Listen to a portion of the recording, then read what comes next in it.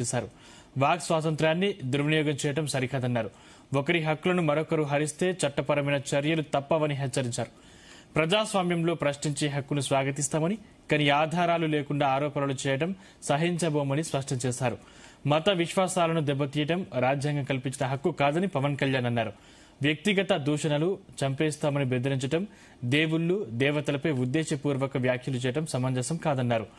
నిర్మాణాత్మక విమర్శలను ప్రభుత్వం ఎప్పుడూ స్వాగతిస్తుందని చెప్పారు. ఇటీవల ఏపీలో పలువురి అరెస్టుల నేపథ్యంలో పవన్ కళ్యాణ్ ఏ వ్యాఖ్యలు చేయడం ప్రాధాన్యం సంతరించుకుంది. ఇక ఇదే అంశంపై ఇవాళ డిబేట్లో చర్చిద్దాం. డిబేట్లో మనతో పాటు పాల్గొంటున్నారు రాయపాటి అరుణ గారు జనసేన నుంచి, అదేవిధంగా గంగాధర్ గారు బీజేపీ, అదేవిధంగా సౌమ్య గారు వైసీపీ నుంచి, టీడీపీ నుంచి గురునాథం గారు. ముందుగా అరుణ గారు గుడ్ మార్నింగ్, మీ దగ్గర నుంచి స్టార్ట్ చేద్దాం.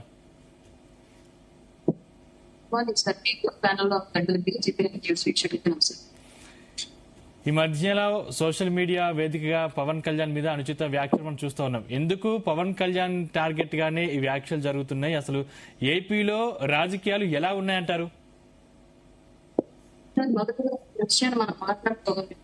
2019 వైసీపీ అధికారులకు వచ్చిన దగ్గర నుంచి స్టార్ట్ చేసి మాట్లాడుకోవాలి. గతంలో ఎన్నడూ లేని విధంగా ఒక సోషల్ మీడియా టీమ్ ని ఆర్గనైజింగ్ గా సోషల్ మీడియా టీమ్ ని ఏర్పాటు చేసి దానికి డిజిటల్ కార్పొరేషన్ ద్వారా నిధులను సమీకరిస్తూ వాటి ద్వారా నిధులు వాళ్ళకి జీతాల రూపంలో ట్రాన్స్ఫర్ చేస్తూ పోస్ట్ కి ఇంత, వీడియోకి ఇంత అని చెప్పేసి ఒక రేట్ పెట్టి రేట్ కార్డు నిర్ణయించి వాటి ద్వారా వాళ్ళకి జీతాలు ఇచ్చి ప్రభుత్వ సొమ్ములు వాళ్ళకి జీతాలు ఇచ్చి పోషిస్తూ కేవలం ప్రతిపక్ష పార్టీల్లో ఉన్నటువంటి మహిళలని, నాయకులకి వారి యొక్క వ్యక్తిగత జీవితాలను టార్గెట్ చేసి మాట్లాడడానికి మాత్రమే ఒక వ్యవస్థ నడపడం స్టార్ట్ చేసింది జగన్మోహన్ రెడ్డి ప్రభుత్వం ఆంధ్రప్రదేశ్ లో అధికారంలోకి వచ్చిన తర్వాత.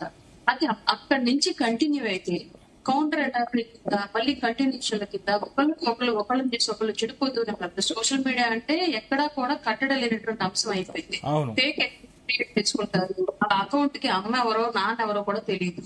అసలు ఒరిజినల్ ఐడి దొరకవు. ఎక్కడి నుంచో ఓపెన్ చేస్తారు. వైఫైలు ఎక్కడో పెట్టి వైఫై అండర్ కంట్రోల్ లోకి వెళ్ళిపోయి ఎక్కడో ఓపెన్ చేసి పోస్ట్ పెట్టేస్తారు, క్లోజ్ చేస్తారు.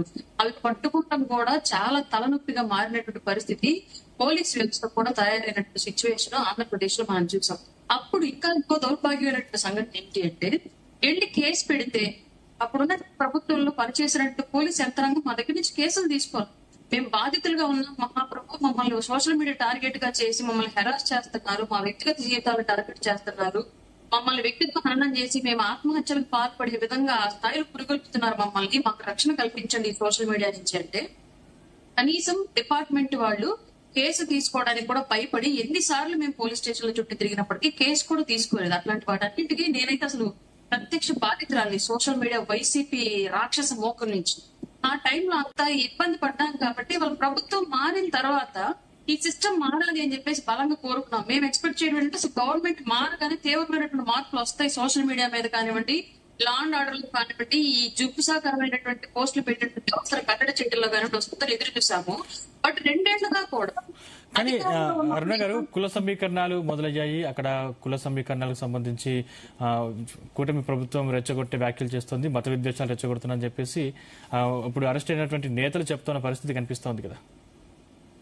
కుల సమీకరణలు కాదండి, ఇక్కడ వ్యక్తిత్వ సమీకరణలు మొదలయ్యేం చెప్పండి. ఎవరికైనా సరే నేరస్తుడికి కులం లేదండి, ఎక్కడ బాధితుడికి కూడా కులం లేదు. ఇన్ కేస్ బాధితుడికి కులం ఉండొచ్చు, ఎందుకంటే ఇది అణగారినటువంటి వ్యవస్థ, లేదంటే కులాల ద్వారా విభజించబడినటువంటి వ్యవస్థగా ఉంది కాబట్టి అగ్రవర్ణాలు అణగారిన వర్ణాలను ఎప్పటి నుంచో వివక్షత చూపుతున్నాయి కాబట్టి రాజ్యాంగమే ఆ కుల వివక్షత ద్వారా మీరు ఎదుర్కొన్న ఇబ్బందులను రక్షించబడటానికి కొన్ని రిజర్వేషన్లు, కొన్ని చట్టాలను కల్పించింది. కాబట్టి అణగారిన వర్ణాలను బాధితుల విషయంలో కులం రూపంలో చూడొచ్చేమో కానివ్వండి, నేరం విషయంలో వాడు అణగారిన వర్ణం వాడైనా అగ్రవర్ణం వాడైనా నేరస్తుడిగానే చూడాలి. నేరస్తుడికి కులం లేదు, నేరస్తుడికి ప్రాంతం లేదు, నేరస్తుడికి పార్టీ కూడా ఉండకూడదు. ఈ విషయం క్లియర్ గా చెప్తాను. నేరం ఏ పార్టీ వాళ్ళు చేసినా సరే ఖచ్చితంగా ఖండించి తీరాల్సిందే, ఆ పార్టీ ఆ వ్యక్తి మీద యాక్షన్ తీసుకొని తీరాల్సిందే. కానీ ఇక్కడ అధికారంలో ఉన్నప్పుడు ఒకలాగా, ప్రతిపక్షంలోకి వచ్చినప్పుడు ఒకలాగా, అలాగే వారి పార్టీ వాళ్ళు చేస్తే ఒకలాగా, ఎదుటి పార్టీ వాళ్ళు చేస్తే ఒకలాగా స్పందించడం ఇవాళ ఆంధ్రప్రదేశ్ రాజకీయ వ్యవస్థలో స్టార్ట్ అయింది. కాబట్టి ఇది ఖచ్చితంగా ఎక్కడో ఒక చోట అడ్డుకట్టపడాల్సిందే. ఆ అడ్డుకట్ట ఇవాళ పవన్ కళ్యాణ్ గారు వేయడానికి సిద్ధంగా ఉన్నారు, వేచారు కూడా నిన్నటి ప్రసంగం ద్వారా. రైట్ గురునాథం గారు గుడ్ మార్నింగ్.